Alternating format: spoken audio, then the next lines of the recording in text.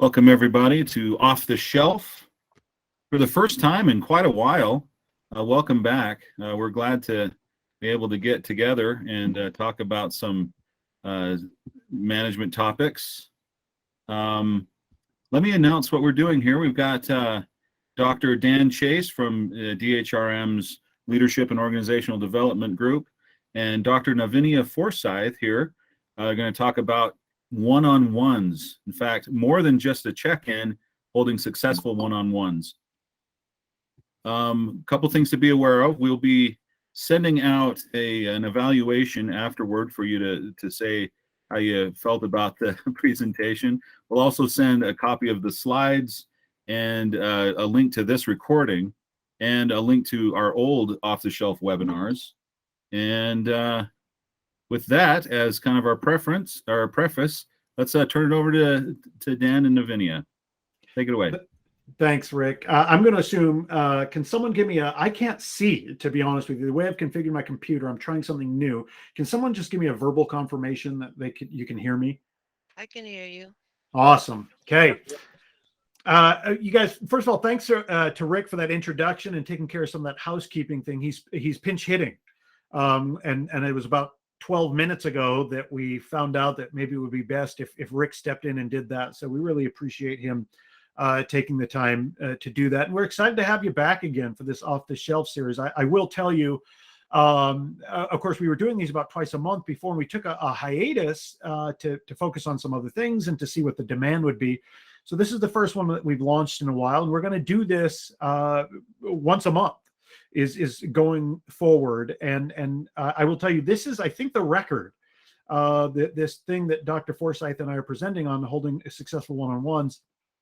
We had over 1,000 people register for this. Now, you won't see that many necessarily on the Google Meet because most of the people who are participating will have to stream. But I think clearly there is this topic is very relevant to many of us, both as supervisors and as employees. So we're excited to get into this and really review some things, refresh probably for you experienced managers, some things that maybe you haven't thought about in a while, and talk about why these one-on-ones are so important. Now, before I do that, I want to reference something that I just did a little bit earlier, and that's the next one of these that's coming up. You'll hear me talk about this again, but you're going to see similar themes to what we're talking about today. You're going to notice this patterns of these kind of practical things that we're trying to focus on now for you managers and you future managers. And so we're going to talk about in next month in January from JJ Acker, who many of you have heard from before and have really enjoyed, about motivational techniques for performance coaching.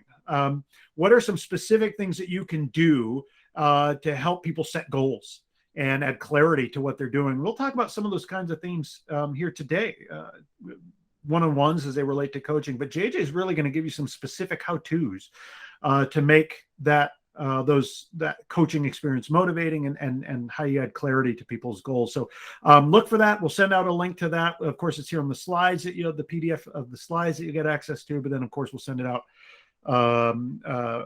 another statewide announcement. You'll see that as well. Make sure you get signed up for that.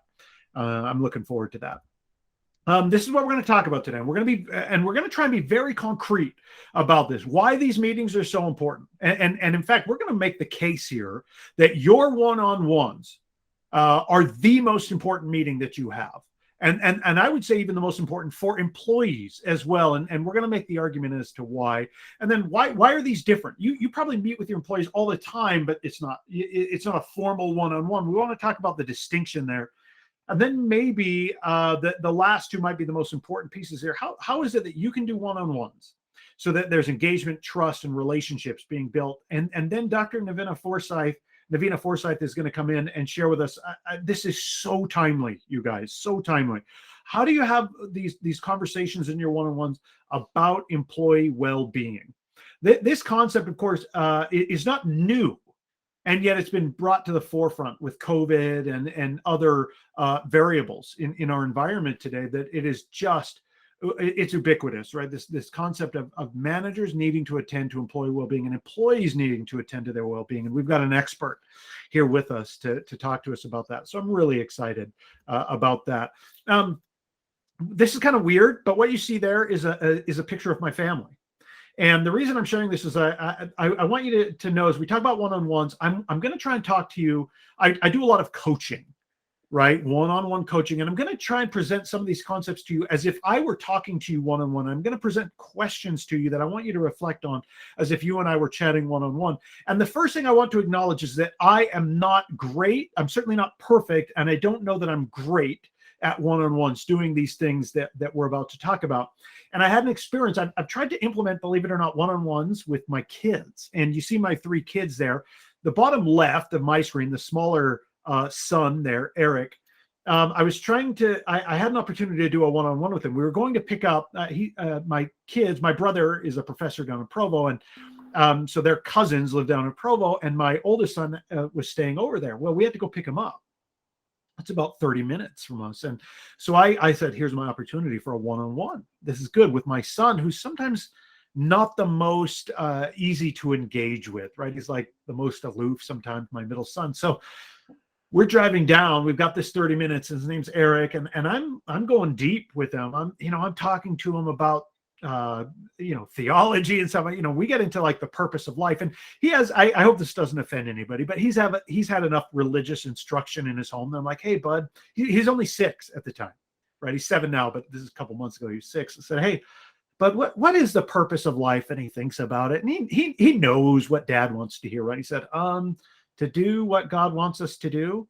It's like, oh my gosh, yeah, bud, that's right. And to me, that was the green light, right? To get into this thing. I'm like, hey, and is it easy to do what God wants us to do? This one-on-one that I'm having with him is humming. Is it easy to do what God wants to do? No, it's not. I'm like, that's right, Eric. Life is hard. And we get into the whole meaning of life and how it's meant to be a challenge, and how there's difficulty. And I'm like, so is life easy? But he's like, no, Dad, it's not easy. I'm like, that's right. We can handle challenges. It's meant to be hard, and we can deal with it. That's what life is about. And I'm on a roll, I think. And then he's quiet for about 10 seconds, then goes about 20 seconds. And we're both just kind of thinking. Then he goes, but Dad, I say, yeah, bud. He said, life wouldn't be so hard if I had a jetpack. And I was like, yeah, touche, son. I guess, yep, life would be easier if you had a jet. I mean, it wasn't penetrating like I thought. It didn't go the way I thought. He's thinking about jetpacks. And then we get into he's like, Dad, how come jetpacks are so expensive? And we get into this whole, like the economy, the economics of jetpacks and all this kind of stuff. And just did not go. It wasn't going as the way I thought. So I know that this is not about having perfect one-on-ones. I know this happens with our employees too, and we'll talk about that, what to do when maybe this isn't going well with our employees. But I want to be upfront about that I'm not perfect at this either, okay? But let's talk about this. Why are we going to make the argument that your one-on-one meetings are the most important meeting that you have? Okay. Now, you've heard me say this before. For 15 years now in the state of Utah, if you have had some sort of training, leadership and management training for me, you've heard me say these 2 things. I think this is the foundation of effective management, even the foundation of organizational leadership. It's these 2 things. If your employees can say in the affirmative, if they were to answer these questions, does my boss care about the work that we do here? And do they care about me as a person? Okay. Those are the 2 most important things. And I know some of you have had training from me before, like, oh, Dan's saying that again. Well, it's because the further I research, the more I'm exposed to other organizations, the more it's true. At its roots, this is what effective management is. Do you care about the people that you're managing? Genuinely care about them? And do you care about the work that they're doing? Now, if I were coaching you right now, I would say, okay, some of you right now are saying, well, I mean, it's my job, so I guess I care about the work they're doing. No, I don't. I'm not enamored with every person that I manage. I have difficult relationships with some of them. My question would be to you is, okay, what do you need to do then to get to the point where you can say that you care deeply about the work that's going on in your division, in your agency, on your team? And what do you need to do? What things could you do to get to a point where you do care about each of the people that you manage? You need to think about that, because I think absent this, it's going to be difficult for you to manage effectively, right?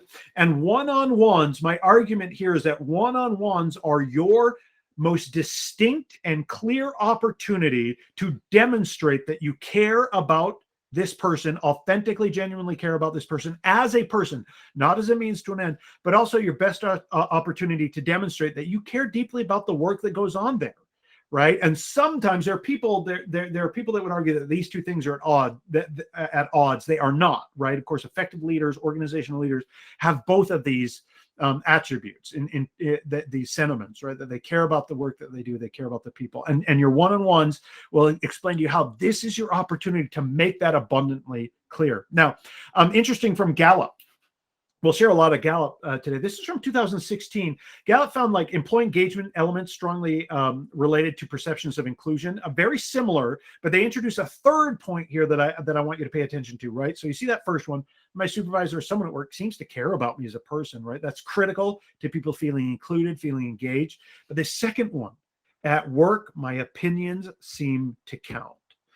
It may be for some of your folks that the only opportunity that they really get to express opinion and ideas about the nature of their work and how the work gets done and the most effective ways of accomplishing things is in those one-on-one meetings. For some of them, it'll be because of the nature of their work, but for others, it'll be their personalities. They're not comfortable in the team meeting talking about that. And so here you are accomplishing at a minimum, if you do it the right way, those three things, right? That they know that there's someone, at least one person, you, manager, that cares about them as a person, that they know that you, manager, care deeply about the work that gets done. And so it needs to be done well. And then third, that there is at least this one-on-one opportunity for them to express opinions about the way the work is going and how the best way for work to get done. At a minimum, your one-on-one should accomplish that. And one-on-ones done well accomplish that better than any other meetings that you can hold. Okay. So why else is this critical that you're having these one-on-ones? Well, I've shared this with you, this data with you before. This is from this imagery is from McKinsey, but it's originally from a report from an entity called Life Meets Work. But think about this for a second. 56% of American workers claim that their boss is mildly or highly toxic. I mean, even mildly toxic. Toxic is a strong word. That is too much, right? This is supervisors or employees who are interested in helping their supervisors be better. These one-on-one meetings are your best opportunity to forge a stronger relationship, right? And then 75% of Americans say that their boss is the most stressful part of their workday. That should be, look, if you and I are managing effectively, if we're good organizational leaders and managers, we are reducing the stress. We are reducing the stress that our employees feel, right? We're trying to get obstacles out of their way. So again, one-on-ones are your opportunity for us. And maybe this is these numbers are what Americans are facing. But we need to make sure that these numbers are smaller here in the state of Utah and in your teams, divisions and agencies. Okay. So a book that I've become increasingly enamored with, it's one of those it books right now for sure.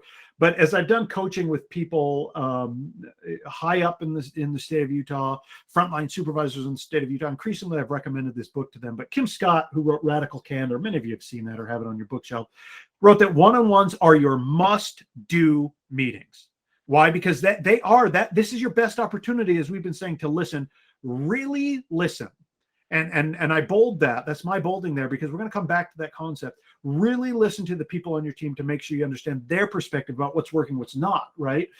So again, this is their place where if it's nowhere else, they know that this consistently held one-on-one meeting is a place where their opinion is going to account. Now, the key here, leaders, is that you're holding these, right? They're your must-do meeting, and that you're really listening if they're going to feel like their opinion counts. Okay.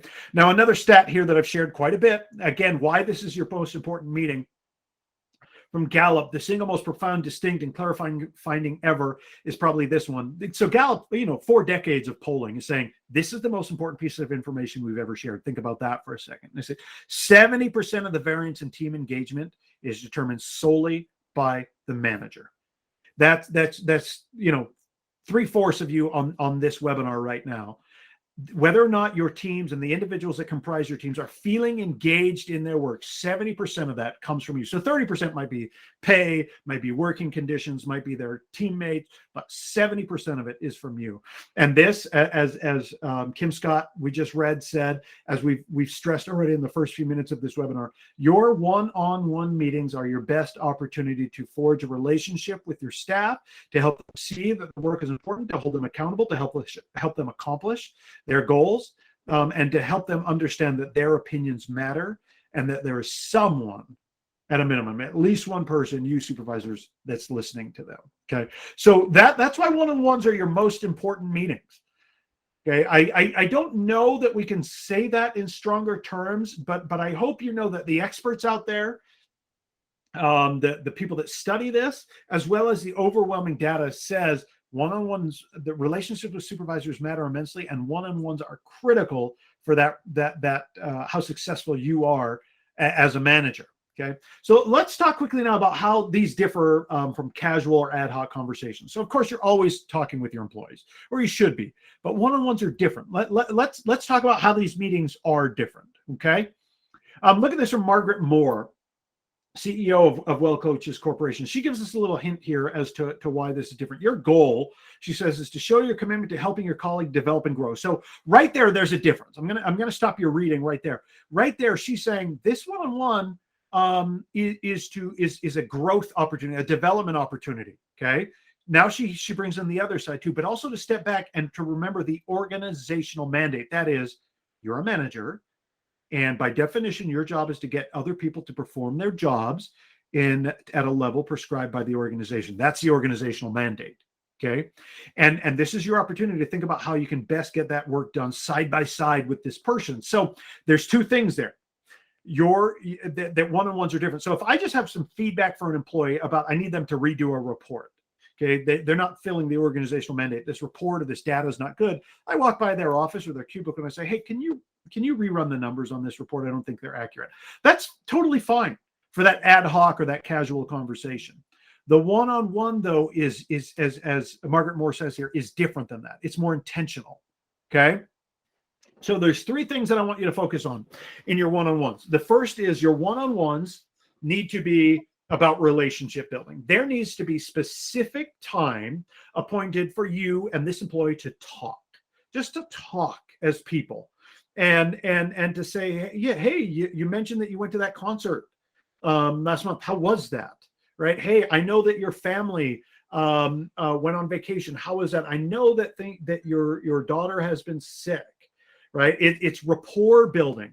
That needs to be an intentional purpose of that meeting. And it's okay. You don't have to do this on the sly. It's okay for them to know this. So this solves that kind of I care about you thing, right?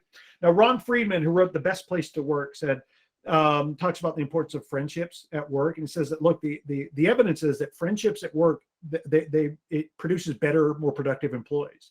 Okay.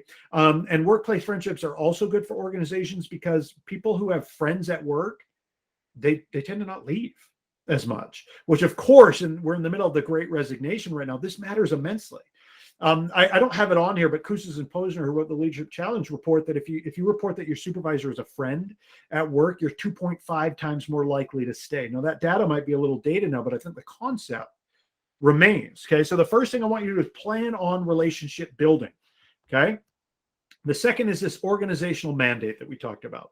This is your opportunity to go in and talk about their job performance. Now, let me draw a distinction here. In a casual or ad hoc conversation, if I'm going to talk about the performance, remember that report or with the data that's wrong that I need them to redo. I don't care. You don't need to start that conversation with, hey, how was your weekend? No, just tell them that the data needs to be fixed. Similarly, if I need to bring them into my office, and I say, hey, sit down, close the door. We need to talk about something. And you're talking about either their behavior, their performance. Don't get into the personal stuff then. Don't bring them in, say, close the door, and then say, so how was your weekend? Right? No, don't do that. That's terrible. That's unfair to them. You're delaying their misery. So in the one-on-ones that are scheduled, that is the time to talk about that. But also in these one-on-ones, you do need to talk about their job. And what needs to happen here, you see there in the bullets there needs to be clear expectations in their performance plan, some project plan that you have somewhere if you're not using UPM.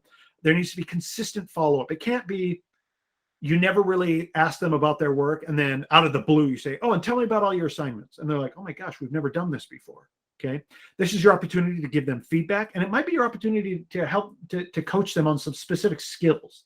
This one-on-one might be a good opportunity for that. You can empower them.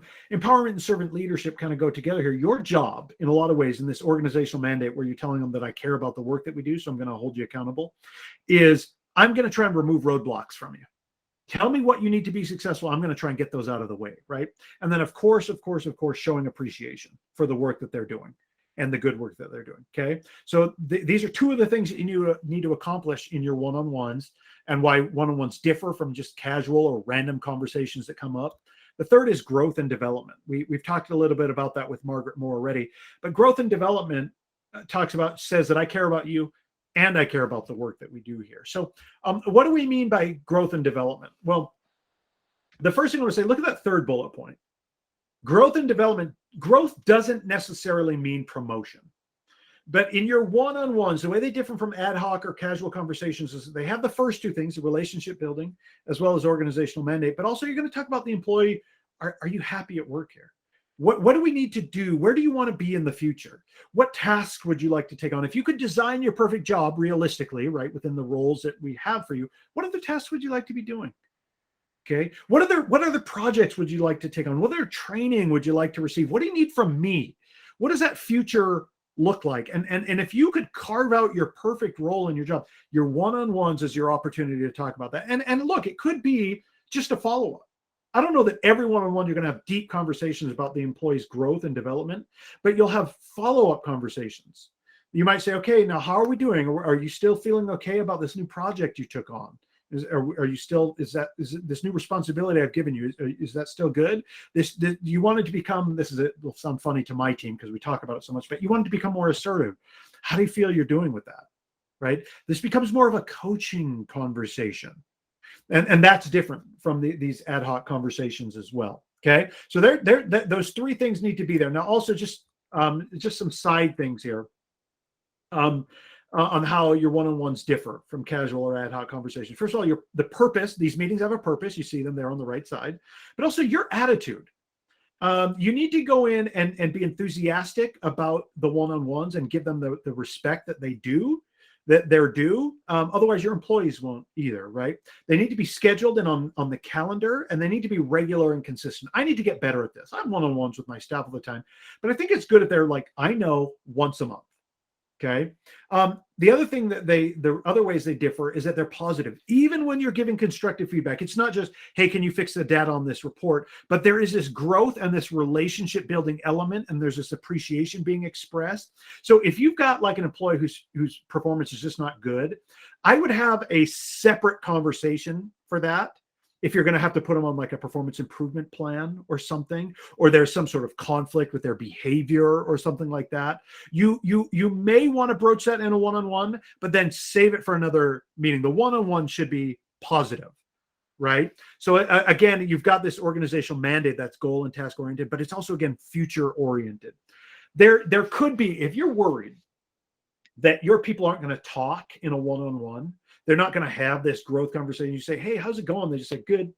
You may want to have an agenda or a purpose prepared beforehand. Even if it's not written, you say, hey, I want you to come to our one-on-one prepared to talk about ...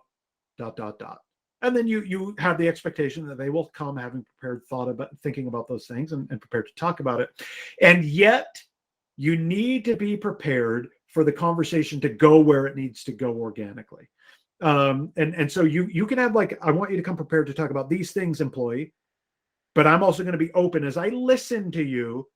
I'm okay if you take us someplace else because you're talking about it, and that tells me you needed to talk about it. And then finally, this meeting, if no other meeting, this meeting is your time where you demonstrate listening ability. I'm going to let you talk even to the point of tolerating silence from your employees. Okay. So that's what these one-on-one needs to be. Now, by the way, I will tell you this. I have never, in 15 years of doing this for the state of Utah, as well as other entities, there's been no more common prescription from me than urging managers to hold consistent one-on-ones that follow these things. And I have never, I mean this genuinely, I've never had anybody adopt consistent. Some of you, given your demands, maybe you can only do it quarterly, every 2 months. Some of you can do it every 2 weeks. I'm just going to say monthly for now. I've never had anybody do one-on-ones consistently, regularly, that are scheduled and adopts these concepts that has not said it's paid dividends. Never. Not one time has someone said, yeah, that really backfired. Everybody hates it. They hate me. Now, that might not be super popular at first, or it might not go ideally at first, but over time, if you trust the process, look at the second bullet point. If you trust the process and you go in with the right attitude and do it the right way, every single person has come back and said, yeah, that's been a difference maker. Okay, that's been a difference maker. So we've talked about why these are your most important meeting. We've talked about how these meetings differ from casual or ad hoc conversations. Let me conclude my time with this third bullet point, which is how do you use one-on-ones? How, we keep talking. You keep hearing me say, "How do you do it right?" Well, if you do it right, it's going to build engagement, trust, and we've talked a little bit about relationships already. Okay, so let's talk about how you do that. Robert Lavinia, who's a public sector motivation expert out of Wisconsin, he gives us a definition here for engaged employees, and I've shared this definition with you before. There are multiple definitions of engagement, but I like this one. I think it captures it pretty well. That engaged employees have a heightened connection to work, the organization, the mission, or coworkers. If you're engaged, you find personal meaning and pride in your work, and they believe that their organizations value them, and in return, they're going to go above the minimum. And this is the key phrase here: they're going to expend discretionary effort to deliver superior performance. So how can your one-on-ones help build this concept of engagement? Well, the last time when we were doing these off-the-shelf series, these webinars more regularly, I did one on employee engagement. I would recommend that to you if you haven't looked at it, okay? Because I'm going to be taking one slide from it. I hope you'll forgive me, those of you that did participate in it. But I want you to see what we mean by engagement, this engagement process. So generally speaking, employees that feel these things will have engagement. If they feel that the organization is just, if it's fair, if they perceive that the organization supports them, if they have friends at work, if the nature of the job itself meets certain criteria, it tends to be more engaging. And if they feel a sense of organizational pride and purpose, okay, they tend to be engaged. And engaged, I think the most simple definition here is an employee that's engaged is highly motivated and they're highly committed, meaning they're motivated and they're motivated to be there, to be with you, working with you and doing that work, right? And then when we have engagement, what are the results of the things that we see? We've talked about discretionary effort. We talked about organizational citizenship behaviors. They're better teammates. Their creativity increases. They give the organization the benefit of a doubt when change comes or when bad news comes or there's no COLA this year. When engaged employees say, that's okay, I'm sticking with you, right? And then they become organic recruiters. They're the ones going on, we need this, right? Right now with the Great Resignation, they're the ones that say, hey, you know where you should get a job? I love my boss. You should go get a job here, okay? And I'll just tell you, I had a conversation recently with someone who works in a different agency than I do. And he said, Dan, I got to tell you, someone asked me recently, he took a promotion. And someone asked me, they said, hey, so how do you like the new gig? And he said, I told them, he's like, I can't begin to tell you what a difference having a good boss makes. And this person has regular contact, regular one-on-ones with the boss. And so the argument we're making now is that the one-on-ones you have with your staff impact these things on the left, org justice, org support, friends, the job itself, org pride. But how? Okay, how? Let's get into that. So you have two roles here. A lot of the literature just talks about how, just in your one-on-ones, just be a coach. Don't even hold them, don't bring up their goals and, the job demands and things like that. You and I, we don't have that privilege.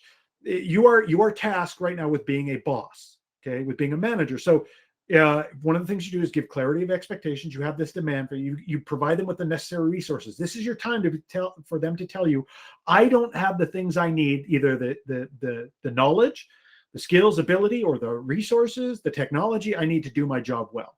This one-on-one, of course, remember, we talked about org mandate, is your chance to give them feedback and to hold them accountable, to consistently have at least, once a month, say, let's look at your job demands. Tell me how you're doing with these. Let me tell you how I see it going, right? But you also have this other demand, and that is to also be coach. Now, I'm going to give you some resources here in a second, but coach, that's a little different. Remember the relationship building? And then also the growth and development. Here you ask open-ended questions, and I'll give you some of those as a resource. And then again, if I could bold this and have it flashing, without annoying you, I would do it listening, and then even more questions. And now here's the interesting thing. I want you to pay attention. Look at the part here that's on both boss and coach roles. That's accountability. Accountability is not antagonistic. It's not confrontational necessarily. And in fact, there are a lot of people that think when you're coaching, you're not holding people accountable. Yeah, you absolutely are. So again, I do a lot of coaching. That's me and my team. We do a lot of coaching. And one of the things that you learn is that when I coach people, I have to coach people that, how can I say this, are above me in my upline.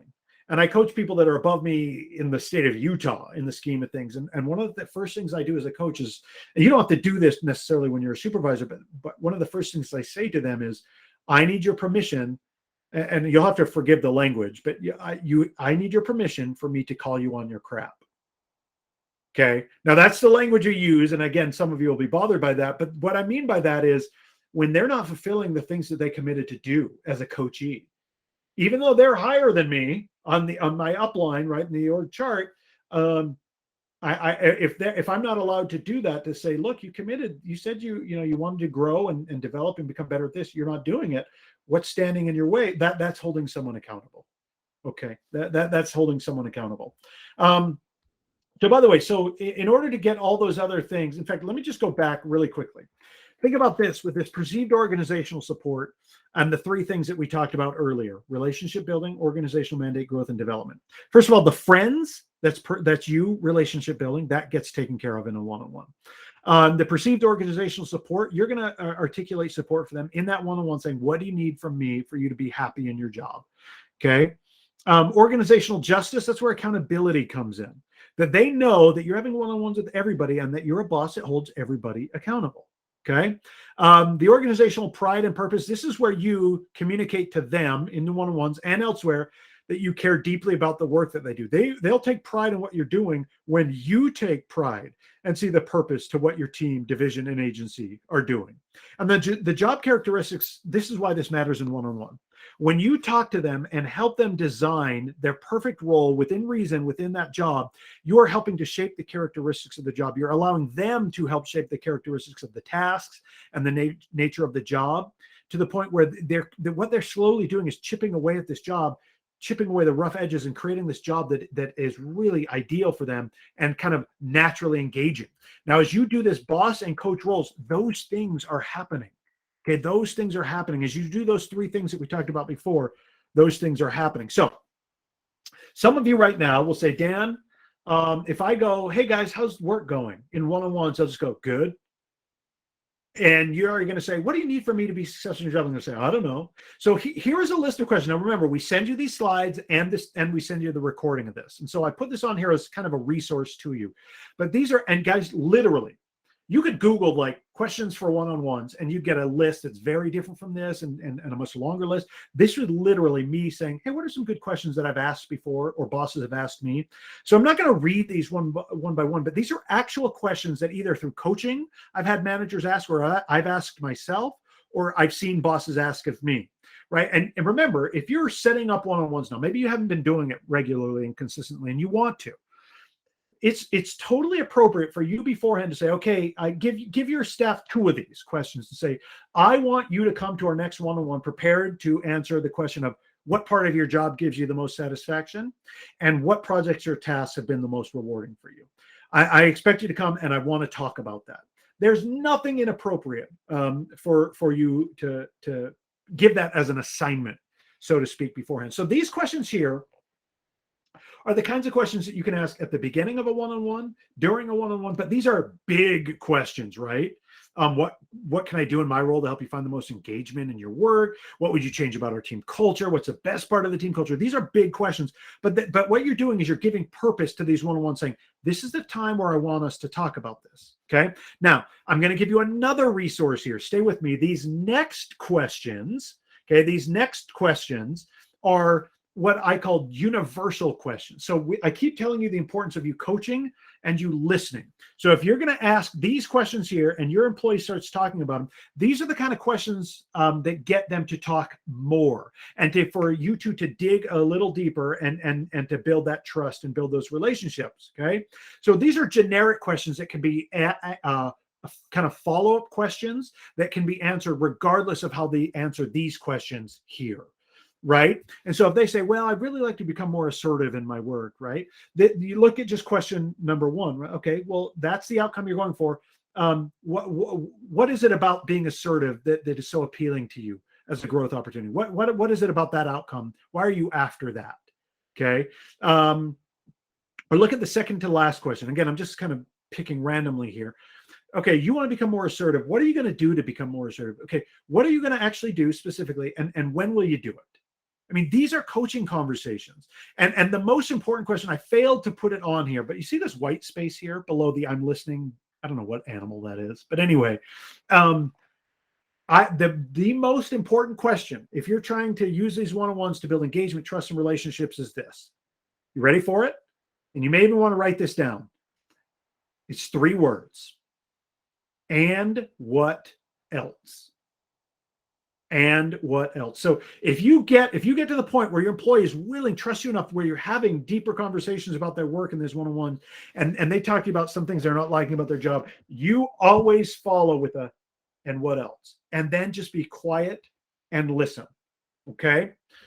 So again, you're going to have access to these. Finally, I'm going to conclude with these with Trustworthy. Those of you that have taken training from me before, you've seen these things. These one-on-ones are an opportunity for you to develop the core elements of trust, which are your ability, your integrity, and motivations. Now, I think Dr. Forsythe is going to talk to us a little bit about my definition of integrity, which is, look, you better in these meetings, in these one-on-ones, it's for you, an opportunity for you to make commitments to your employees as well about how you're going to help them, things you're going to provide for them, things that you're going to do to coach them. And then you better make sure you do it. There being alignment between your words and actions, that's integrity. Okay. Motivations are your intentions. This is your opportunity to say, when you're doing relationship building and communicating to them that the work that they do matters to you, and growth and development, you are saying to them, your happiness, your job satisfaction and level of engagement matters to me. And that's why I persist in holding this one-on-one, doing it regularly, even though we're busy, even though we can only do it virtually, even whatever else it is. And then you show your ability. The interesting thing is, this is how, for some of us, we don't know the nature of the work. We're not experts in the nature of the work that our employees do. This is your chance to learn it and to show not only your ability in terms of learning their jobs and that you care, but your leadership ability. One-on-ones are your way to demonstrate that ability, and your ability to build a personal relationship, to show the employee you care about the work that they do, and to help them develop and grow. Okay, that's how we build trust here. And we've talked about relationships already. Last thing here, because I'm running out of time. If you're doing your one-on-ones, these are going to be the signs that your one-on-ones are not working well. Okay, first of all, if your employee is kind of like canceling regularly, that's the obvious thing where you're like, no, we need to hold these one-on-ones, and you can articulate to people why. Terse responses, we've talked about this, where this happens all the time, right? Hey, tell me how you feel about your job, Dan. I don't know. Well, tell me what you'd like to do more of in your work. I don't know. You're the boss. You tell me. Okay. It's a sign that maybe the trust isn't there yet in the one-on-one. Generic responses, really like, fine, good. Yeah, I like the job. Okay. Or even if you're only getting good news, if they're never telling you about challenges that they're facing in their work, or even times where maybe they're like, yeah, I'm not as engaged now as I want to be. There's probably not enough trust there. Maybe they're not comfortable being vulnerable. Maybe you haven't been vulnerable enough with them yet in terms of that relationship building, that they don't feel that. And then the other thing, of course, just the same news every time, or no new information. And someone at the end of this webinar is going to say, okay, well, what do you do if you're doing those things? If you see those things in your one-on-ones? Well, you do all the things that we've talked about so far, but the other thing that you do is you call it out. The number one thing, not in an accusatory or antagonistic way, but you call out and be like, look, I really want these one-on-ones. I believe that these one-on-ones are valuable, but you keep canceling. Or I don't feel like, when you don't give me any response, I don't think we're maximizing what these one-on-ones can be. And so anyway, that's everything that we've talked about should help with these, especially as you persist and you're consistent in the process. And then finally, you call out the behavior and say why it's problematic and why you think you'd like to see better behavior. And then you give them chance before the next one-on-one and say, look, I expect you to come really prepared to share some information, right? And really for us to talk about this. And then, of course, you just listen. You be quiet. You tolerate silence. So anyway, I'm gonna stop sharing here. So we can turn it over to Dr. Forsythe. She's going to start talking to us about employee well-being and how we bring this up in our one-on-one. So Dr. Forsythe, if you're willing to share your screen now, we'll turn the remainder of the time over to you. Thanks, Dan. And that was just some wonderful information. So I'm going to take a lot of what Dan was talking about and connect it into employee well-being. So let's go through that. So first of all, what do we mean when we're talking about well-being? Well-being, it has many aspects to it, right? You can see there, there's different types of well-being. Basically, we're looking at overall health, happiness, and satisfaction. And why do we care about that with our one-on-ones? Well, well-being affects work and work affects well-being. And so they're so intertwined. It's important that we think about that when we're meeting with staff because it can affect their work. So, again, why do we do it? It's estimated that there's 125 billion to 190 billion a year in healthcare spending for physical and psychological problems of burnout employees.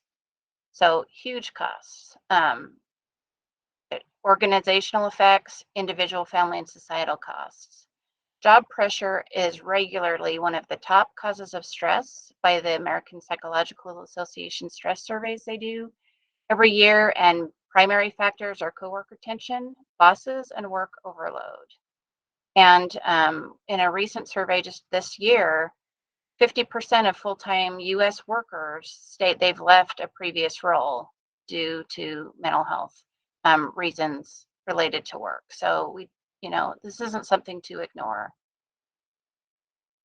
On the flip side, if employees know that employers prioritize workplace well-being, they're more satisfied, more productive, more engaged. There's less turnover, absenteeism, productivity loss. 85% of workers in a survey this year report that work negatively impacts their mental well-being. That is way too high. Like Dan was saying earlier, we definitely want to decrease that percentage. And this has been something that has been a huge concern at health. So I work with the Department of Health. You can imagine there is a lot of stress dealing with the pandemic the last couple of years. And so this has been a huge focus for us, dealing with well-being. Dan brought up this statistic earlier, and we talked about, do we both keep it in? It was interesting. We pulled a lot of the same stats, but it's so important to let you guys know how important managers are in preventing burnout and promoting well-being. The survey this year, this is related to what he was saying, American workers indicate 84% of American workers indicate managers are a source of stress. Again, we want to reduce those. So, same steps: ask, listen, and then we're going to talk about planning for addressing some of this. So some of it may seem redundant with what Dan was talking about. The good news is you do those one-on-ones, as he talked about, you are 3/4 of the way there. You're doing what you need to do to help with employee well-being. We're just going to tie some of that in to some of the well-being. Sorry, and haven't been advancing these enough. Wrong one, sorry.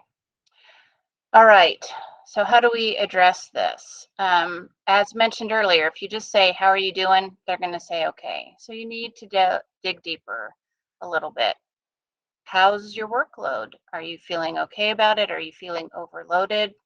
How do you feel about your work-life balance? Is work imposing on how things are going with your family? What's your stress level and how is that impacting you at work? An important thing is, what are you doing to care about yourself? Are you using your leave? Do you have plans to use your leave? Are you taking advantage of exercise release time, of breaks? What kind of boundaries do you set between work and home? What do you do to refresh yourself? What is a good way for you to revitalize when you're feeling overwhelmed?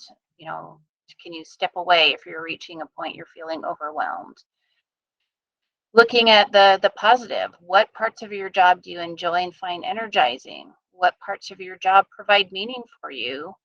And on the other hand, you want to know what parts of the job are draining or less enjoyable. It is really important here to help them identify the meaning in what they do. Dan talked about that earlier. That is a huge predictor of satisfaction and engagement at work. And we are all public servants, right? We work for the state Our job is to make things better for the people of the state and for Utahns. Every job we do, we can help employees find meaning in what they're doing. And I will say at Health this year and last year, dealing with the pandemic, there's a lot of stress, a lot of work overload, a lot of politics, and people were feeling it. And these are the two things that we really heard from folks. One was they're sticking around because they believe in what they are doing to protect the public. So we had people who were overloaded, but that's one reason they stick around, and I'll tell you about the other one in a minute. Ask how things are going with their team and their coworkers. Relationships are very important. Dan mentioned that earlier. The Gallup survey, people care about, again, retention.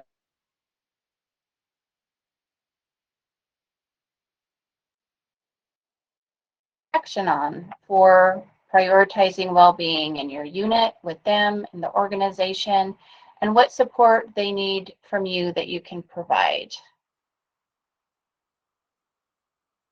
As Dan said, he said it over and over. I'm going to say the same thing. Listen. Listening is so important. Being open to hearing their frustrations, requests for change, how things are going, what they want for growth, and even criticism. You don't have to agree with what they're saying, but you do have to be authentic in caring about them and what they're saying. Acknowledge the concerns that they raise, empathize, validate it, discuss how it affects them. Let them know that you heard them by paraphrasing and ensuring that you got it right. Recognize that it can be very difficult to open up this way. And so expressing appreciation that they were willing to share that, to share their experiences, their ideas, to ask questions. At this point, as you're doing this, you're not problem solving yet. You're just hearing all of that.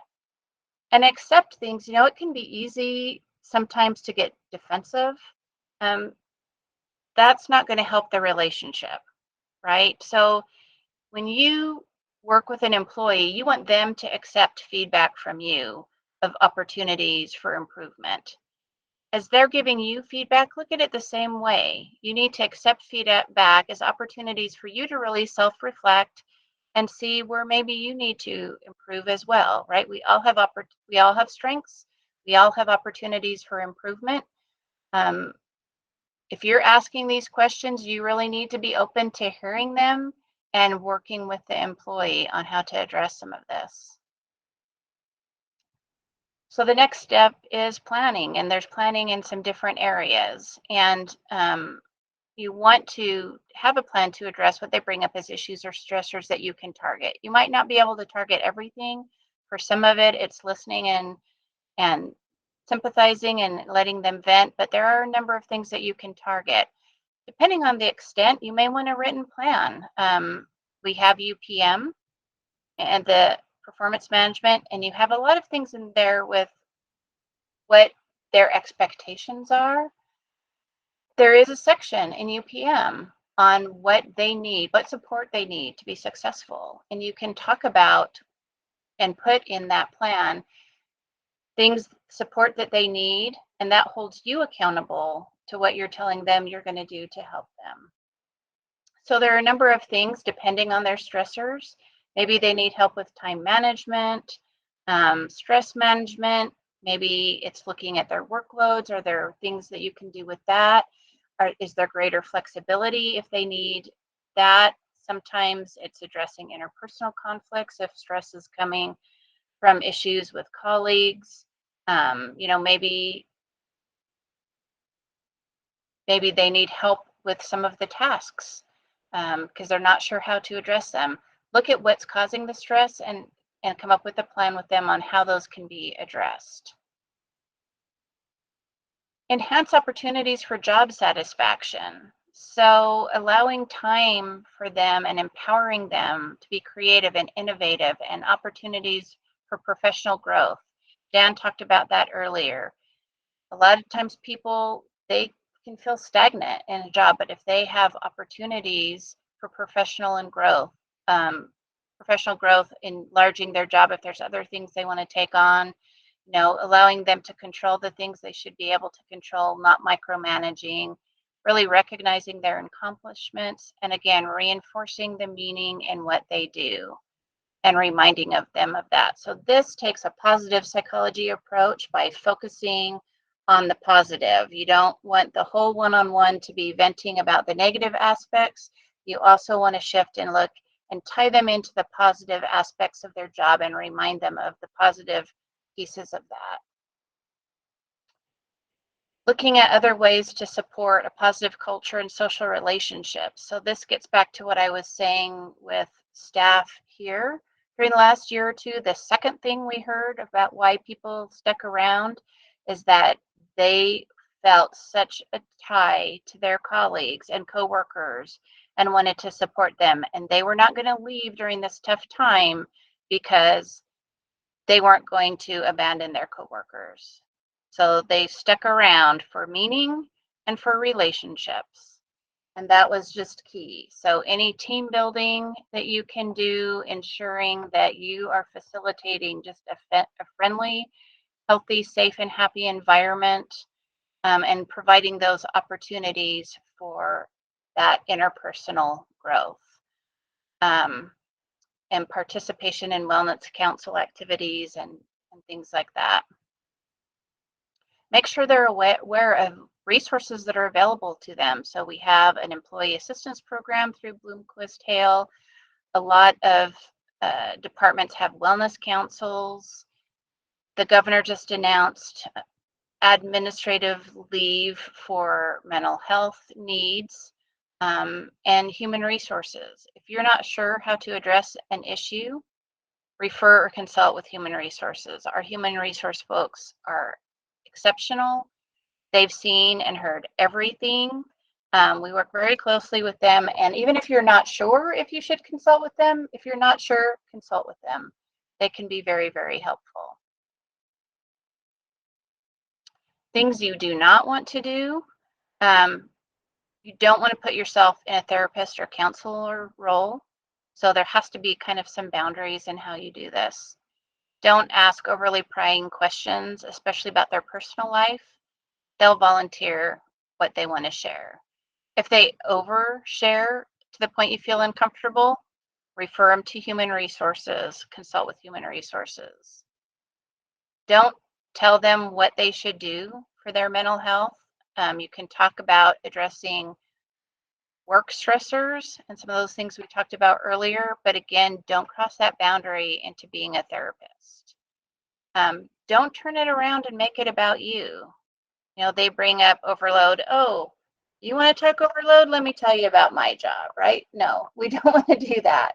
We want to keep the focus on them and their needs. I always say my job as a supervisor is to support my staff doing the important work that they do. And so it's not about me, it's about what I need to do to help them succeed. And don't downplay their concerns. As we said earlier, you need to be authentic. And maybe what they're sharing would not be stressful for you, but it's stressful for them. So recognize that their experiences and their needs and everything may be different than yours, and validate that and really hear that. This is something you're going to continue to address and check in with them on. So there's a question earlier, can you have too many one-on-ones? I think if you are saying as a supervisor, I'm going to meet with you every week, and the employee is, well, I don't want that, and I don't need that, the one-on-ones could become stressful depending how you do that. You work with your employee to decide, well, what's frequent enough to meet your needs and to look at this. It won't work if they say, oh, we never need to meet, right? You do need to meet with them. You do need to cover them, but you might not need to meet every week. What I find with my staff is they typically like monthly. So we have monthly meetings in the calendar. And there are times in between where a lot comes up and it's and they're stressful and they need to check in with me before then, and they know they can schedule a meeting with me anytime. So there's frequently times where they'll just go in and schedule something in the calendar to address things that come up in between times. Continue to reassess in regular meetings. That plan and what you guys discussed needs to be put into action and update that as needed.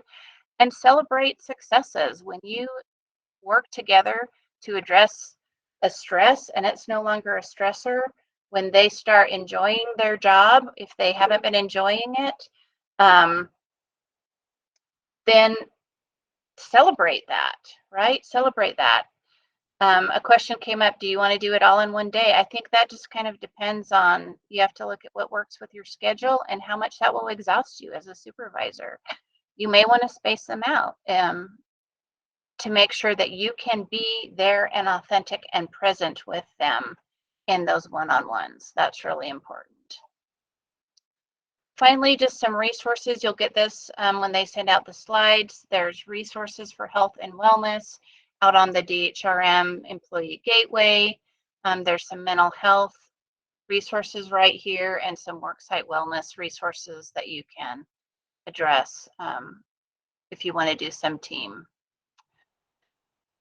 So again, that kind of covers tying in all that wonderful information that Dan provided on one-on-ones to employee well-being and how you can include that aspect and why you should include that aspect in these regular meetings. Will you go ahead and advance to the next slide? I just want to say a couple things. Thank you, Dr. Forsythe, for that. Again, I think a lot of the things that we've talked about today, a lot of you are going to be like, oh, yeah, I get that. Doing it is harder. And so to the answer to the question, a couple of questions we've had about the frequency of holding these, as well as do you do it all in the same day? The unsatisfying answer, of course, is, well, it depends. But what I would warn you against, of course, is if you and I are doing our one-on-ones right, it probably should be mentally exhausting. And that's not to say that we should be intimidated by it, but you want to be prepared for that. So if you're going to do it all in one day, just know that if you're going to do one-on-ones the right way, it's draining. It takes a lot out of you. Now, it's reinvigorating when you have a good conversation with an employee, but that idea of listening and listening enough so that you can ask the right penetrating questions, and really sort of empathizing, as well as getting into concepts of employee wellness. Like, yeah, you better understand that that's going to be draining for sure. So again, just a reminder here about the next one of these, consistent with what we talked about today, more on this coaching. How do you do that in a motivational way? JJ is going to give you some really specific tips. But then other than that, thank you for joining us. This is, again, we cannot stress how critical this is. This ability to hold effective one-on-ones. Trust me on this. If you start doing these and trusting the process, doing it regularly and doing it well, it'll change your management. I genuinely believe that. It'll change your management. So thank you for joining us. We'll see you again in January. Dr. Forsythe and I will hang around a bit if people have questions. But other than that, remember, we'll send you the evaluation, the recording, as well as access to PDFs of the slides. So thank you for joining us, everyone.